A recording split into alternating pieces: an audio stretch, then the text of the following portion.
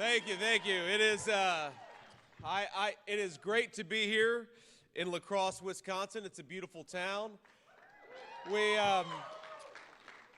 We appreciate y'all coming out. I'm sad this is actually my last visit to the state of Wisconsin for this election, but that's okay. I promise I will come back as your Vice President of the United States, because we're going to win this thing.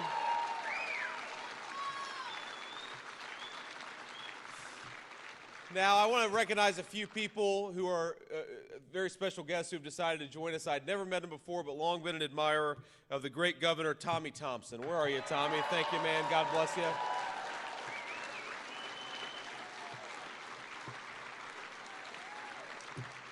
We've got Representative Tom Tiffany with us. Tom, where are you, man? Tom, God bless you, man. Thank you.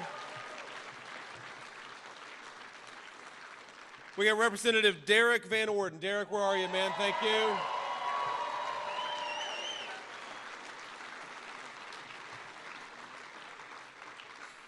And we had Chairman of Wisconsin GOP, Brian Schimming. Brian, thank you, man, for doing such a good job for us.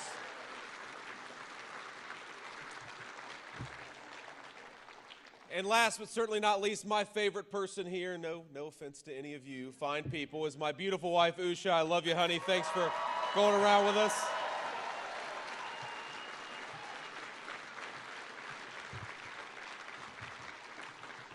But look, it's very simple here. We are done with early vote, which means that tomorrow is our last chance. Tomorrow is the last day. Tomorrow is the big day when we are going to vote in very big numbers in the state of Wisconsin. We're going to vote for change. We're going to vote for American prosperity. We're going to vote for Donald J. Trump to be the President of the United States.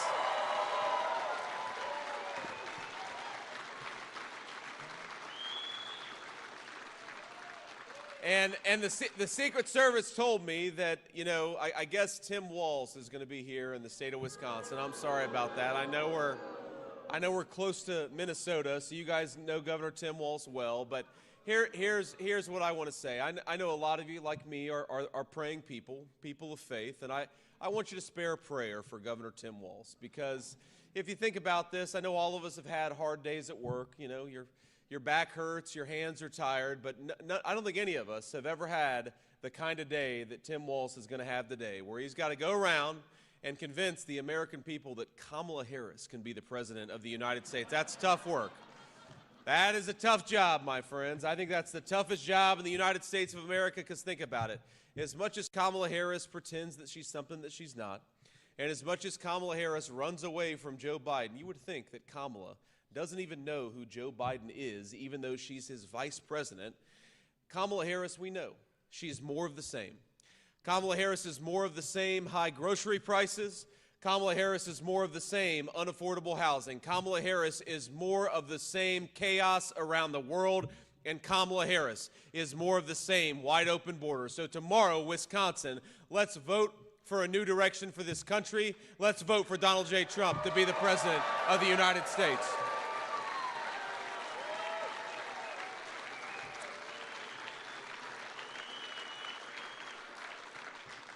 Now, it's crazy to me that Kamala Harris pretends to be the person who somehow is going to change the direction of the country, even though she's the sitting vice president of the United States. I've never seen anything like it. You would think that she has nothing to do with the policies of the last 4 years. She goes around and gives these speeches where she says, on day one, I'm going to fix the affordability crisis affecting American citizens. Or she'll say, on day one, we're going to close down that southern border. And all of us with common sense are saying, Kamala, day one was 1,400 days ago. What the hell have you been doing the whole time?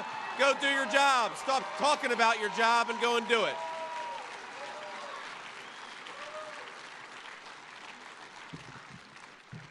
If Tim Walz has got the hardest job in American politics, I believe that I've got the easiest job in American politics. Because think about this. All I've got to do is go around the United States, go around beautiful places like the state of Wisconsin, and get to tell people the truth. The truth is that when Donald J. Trump was president, inflation was at 1.5%. When Donald J. Trump was president, wages were fast rising at the fastest rate in 40 years in the United States of America. When Donald Trump was president, the border was secure and the world was at peace. That's a hell of a record to run on.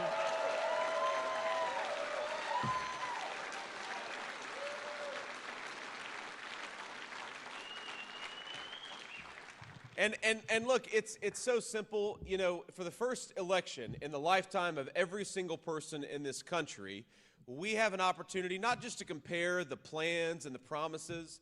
You know, you go to Kamala Harris's website, and half of it's copied from Donald J. Trump. You know, I told the president a few weeks ago, you know, because we came out with this policy, President Trump did. He said no taxes on tips. Let's give our hardworking servers more of their money. And then 2 days later, Kamala Harris came out and said she agrees with that policy. Or, you know, of course, one of the hallmarks of this campaign is that President Trump and I are talking about the importance of securing the southern border. But then Kamala Harris, all of a sudden, she's got religion.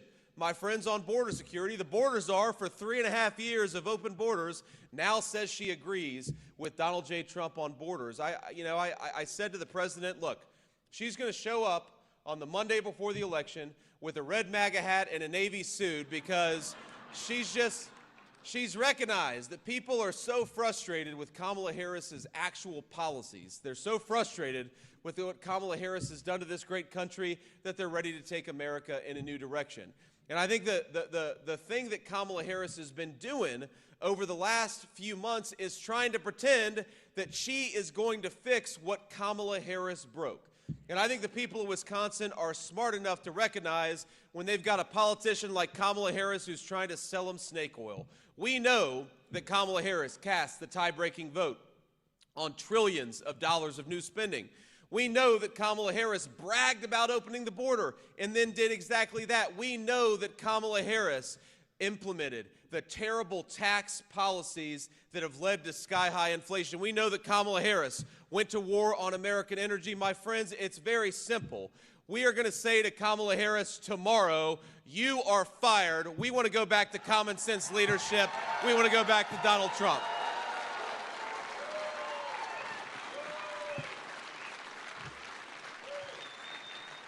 Now, you just look at the statistic. You just look at the statistics of what's going on in this country, and my heart breaks for our fellow citizens, people all across the state of Wisconsin who are working hard, they're playing by the rules, but thanks to Kamala Harris's policies, they're falling farther and farther behind. You know that credit card delinquencies in this country are now over 9%. That means 1 in 10 of our fellow citizens can't even pay their bills right now. About 1 in 12 of our fellow citizens are delinquent on their auto loan repayments. That means a lot of our fellow citizens can't even afford to pay their car payment because of what Kamala Harris has done to this country. We know that grocery prices in this state are higher by 20%.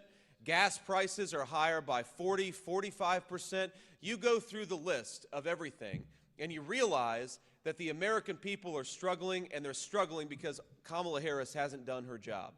Now, the most damaging statistic, I think, is the one that came out a couple of days ago, because Kamala Harris is going around the country bragging about the fact that her economy is doing well. Do we think the economy is doing well in this room? Do we think our citizens are doing well? Of course we don't, because we talk to people. We live in this country. We recognize that our people are struggling. But, you know, the jobs report that came out a couple days ago said that 28,000 private sector jobs have been lost. 46,000 manufacturing jobs had been lost. And then you look at the top line number and it says 12,000 jobs have been created. And you realize that it's all of Kamala Harris's friends in the government bureaucracy. We created government jobs. We created jobs for bureaucrats while all of our neighbors and friends are struggling in this economy. And I got to tell you, when Donald Trump is president, we're going to get back to a golden age of American prosperity. The private sector is going to hire workers instead of firing workers. But there is one person in the United States of America who deserves to lose her job. And tomorrow, let's make it happen for Kamala Harris. Let's get her out of Washington.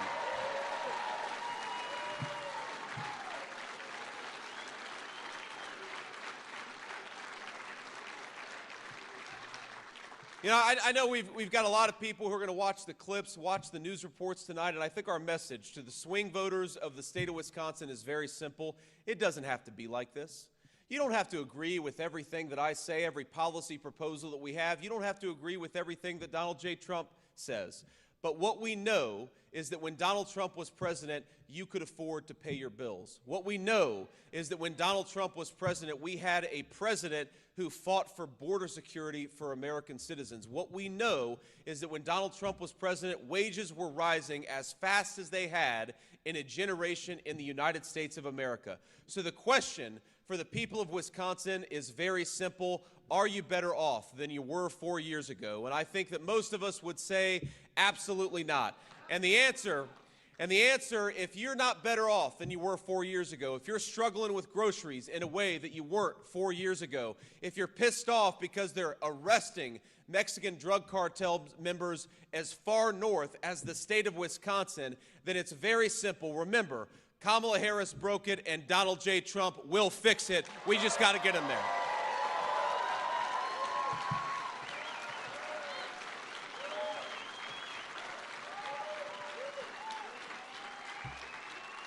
Now, I will say, you know, look, let me be bipartisan here for a second. I asked you to say a prayer for Tim Walz, and I want to say something nice about Kamala Harris, because the one thing, you guys are all pissed off. It's okay. It's okay. The one thing I'll say nice about Kamala Harris is while she's been a terrible vice president, and while we know our fellow citizens are struggling because of her policies, she is really good at getting us votes when she does interviews. So that's one thing. I think when Kamala does an interview,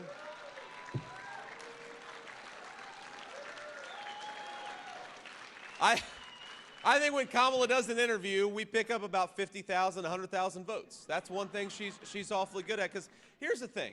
Think about this. Every time Kamala's in front of a teleprompter, every time Kamala Harris has a script in front of her, you watch these TV ads where she runs as far away from her record as possible.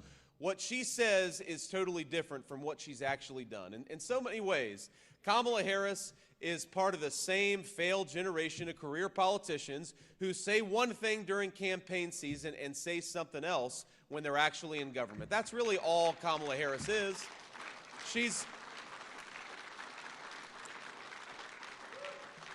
And that's what was so different about Donald J. Trump. Think about this. He went in there and said, we're going to unleash American energy, and that's exactly what we did. He went in there and said, we want to make groceries and all of the necessities of life more affordable for our citizens, and that's exactly what he did. He said, we're going to get in there. We're going to knock out ISIS and make America respected in the world again, and then he did it.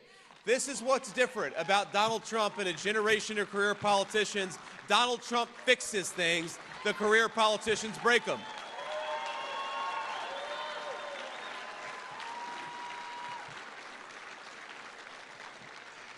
But I will say, look, you're never going to hear me complain about this job, because I will say, other than being married to that beautiful woman over there, the honor of my lifetime is to get to run and ask all of you to make me your next vice president. I'm having so much fun out here. We're having a good time.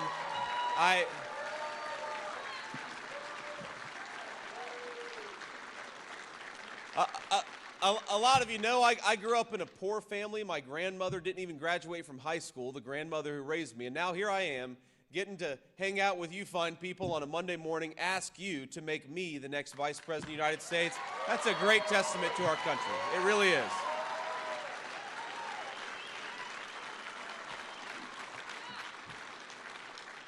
So I love doing this. You'll never hear me complain, save this one time. I'm going to say there's one complaint that I'm going to offer, and it's that, you know, I watch Kamala Harris do her interviews so that you don't have to. That is the act of service. That's the act of service that I engage in. Is a couple of weeks, I watch Kamala Harris on The View, and I'm telling you, I'm going to tell you about it. And, you know, for the next 24 hours, we need you as sharp as possible. Do not go and watch this interview, because you'll lose about 20 IQ points if you do it. And we need you as sharp as possible, getting people out there to vote, getting your friends, your family, your neighbors to the polls. But here's what she said. And remember, her whole campaign is that somehow she's going to fix what we know Kamala Harris broke. And they asked her, What is one thing that you would have done differently over the last 4 years? Think about the inflationary policies. Our fellow citizens can't afford groceries. Credit card delinquencies are sky high. The border is wide open. You'd think she'd be able to name one thing that she would have done differently over the last 4 years, and you know what she says? Nothing comes to mind. That's what she actually said. Go, hand on my heart, that is what Kamala Harris said. And in that moment, she revealed that she is the candidate of more of the same. If you can't afford your groceries, Kamala Harris is the candidate of more of the same. If you're a young person, and I want our young people to be able to afford the American dream of homeownership, right? It's crazy that our young people can't afford to buy a home, and if you're pissed off about that as a young person, as you should be, Kamala Harris is more of the same. If you're a young person thinking about joining the military, or you've got family who have served this great country, by the way, thank you. Thank you for your service. We love you and we appreciate you.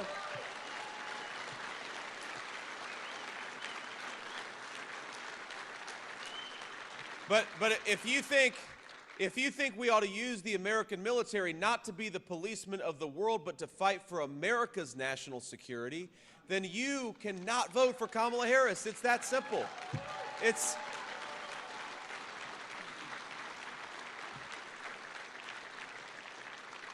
Because whenever she doesn't have a teleprompter telling her what to say, Kamala Harris will admit the truth. Kamala Harris will admit that she is the candidate of higher grocery prices. Kamala Harris will admit that she's the candidate of 28,000 less private sector jobs in just a month. And I know Wisconsin is one of the proudest states in the union when it comes to American craftsmanship and American manufacturing. How can we vote for 4 more years of losing manufacturing jobs? How about we vote for 4 more years of peace and prosperity under Donald J. Trump's leadership? Let's take this country in a different direction.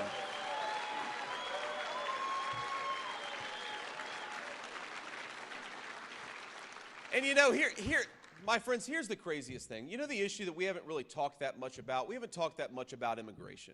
And that is where Donald Trump's policies worked the best, and frankly, where Kamala Harris's policies have worked the worst.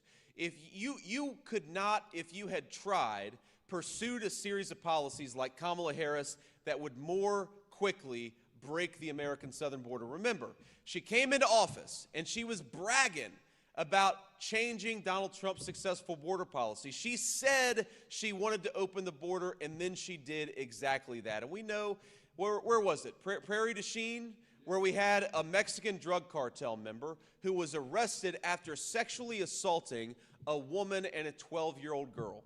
And Kamala Harris, after opening the southern border and letting tens of thousands, actually the number is 425,000, violent criminals who are in our country because Kamala Harris doesn't enforce our border laws. 425,000 violent, illegal immigrant criminals. That's more than double the size of the United States Marine Corps. And you think of this innocent woman and her child who were sexually assaulted by a drug cartel member, and Kamala Harris has the audacity to say that she stands for women and young girls. You know the most important thing, Kamala, if you want to stand for women and young girls, is you want to make our communities safe enough for women and young girls to be able to walk down the street without being sexually assaulted by a criminal that you let into this country.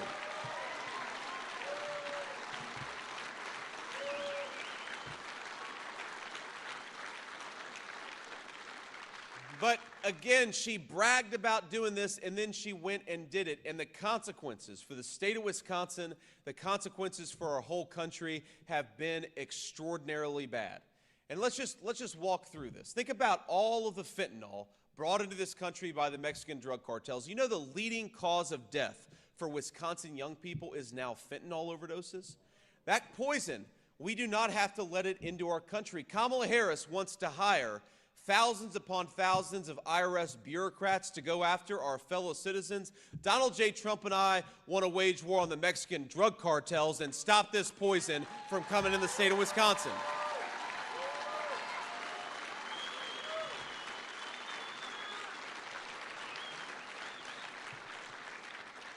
We ought to talk about the fact that thanks to Kamala Harris's open border, you've got thousands upon thousands of children in Wisconsin schools who don't even speak English because they're the children of illegal immigrants. And what does that do to the quality of the education for Wisconsin children when you drop thousands upon thousands of people into our Wisconsin school districts who don't even speak the language of the guidance counselors, of the teachers, and of their fellow students? Look at hospital and emergency room wait times in the state of Wisconsin over the last few years. They have skyrocketed because we've got millions upon millions of people in this country who don't have the legal right to be here. And of course, we got to talk about maybe the most dire consequence. The worst is certainly the fentanyl epidemic, but I'd say the second worst problem of all of the illegal immigration coming into this country is that it's made housing unaffordable for our fellow citizens. Because think about this. If you've got 25 million people who don't have the legal right to be here, you got to put them somewhere. And by the way, a lot of them we're putting up at five-star hotels on taxpayer expense paid for by the people in this room. But think about this. Donald Trump and I, we believe that you got to pursue the regulatory policies to build more housing. That's one of the most important things you got to do to make home ownership more affordable. But thank you. But my friends, it doesn't matter how many homes we build.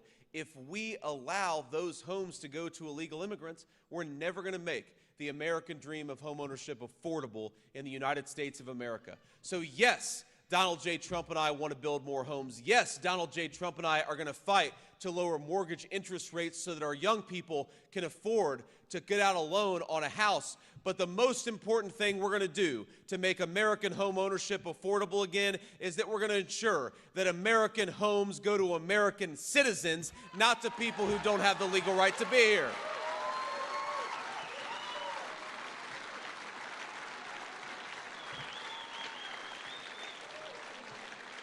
And you know, Kamala Harris has the audacity to go around and say that the Republicans, she says, don't care about Social Security and Medicare. I was raised by my grandmother who could only put food on the table because of Social Security. We are going to fight for Social Security, but you know, number one way to bankrupt Social Security and Medicare is to do what Kamala Harris is already doing, which is giving it to illegal immigrants. You know how many tens of billions of dollars we spend on Social Security and Medicare benefits for illegal immigrants? And the media and the Democrats will say, well, they're not supposed to. Well, yeah, they're not supposed to, but if you just look at the fraudulent applications, the number of illegal immigrants who are getting Social Security and Medicare, it is going to bankrupt that program. So here's the biggest difference of all, maybe between Kamala Harris and Donald Trump. She's rolling out the red carpet for illegal immigration. She's inviting people to come into this country. She's giving them health care, Social Security, and housing benefits paid for by all of you. Donald J. Trump, when he's back in the White House, the message to illegal immigrants is going to be very simple. Pack your bags, because in 3 months you're going back home.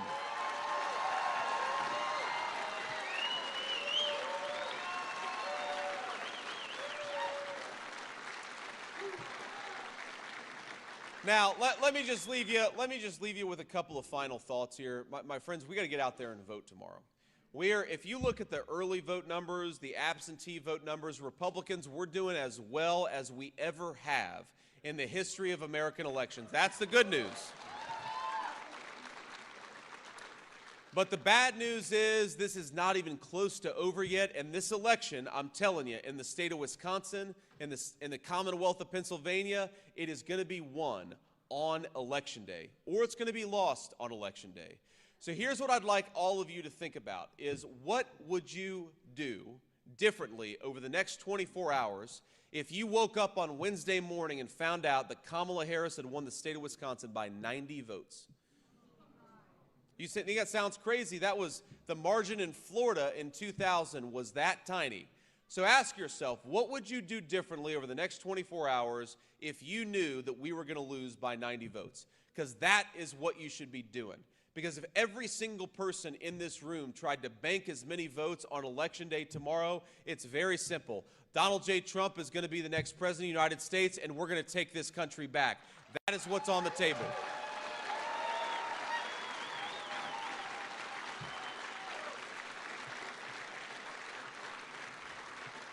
So my request is very simple. I want every single person in this beautiful room, every single one of you, I want you to get out there and vote 10 times.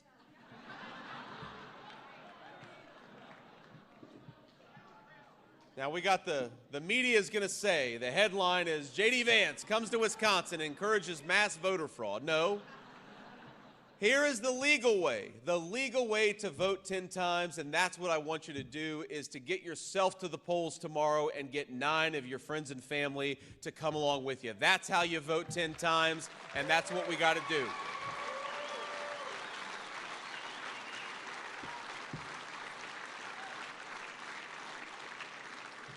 Because think about the stakes of this election, my friends. Think about what's really going on here. This is not about red team versus blue team, Republicans versus Democrats. We got a lot of Democrats and a lot of independents who are going to vote for Donald J. Trump tomorrow, a lot who already have. And, of course, we're proud to have them. This is not even just about beating Kamala Harris, as fun as it's going to be to beat Kamala Harris tomorrow. And trust me, I'm going to enjoy it more than anybody in this room. Here's the thing. Our fellow citizens are struggling. Their lives could be so much better, so much healthier, so much wealthier and more prosperous, but only if we fix the leadership in Washington, D.C. I've met so many people over the last few months that I wish I could take every person in this room on the Trump-Vance plane and just show you the perspective that I've gotten over this country over the last few months, because it's made me love America even more than I already did. There are people...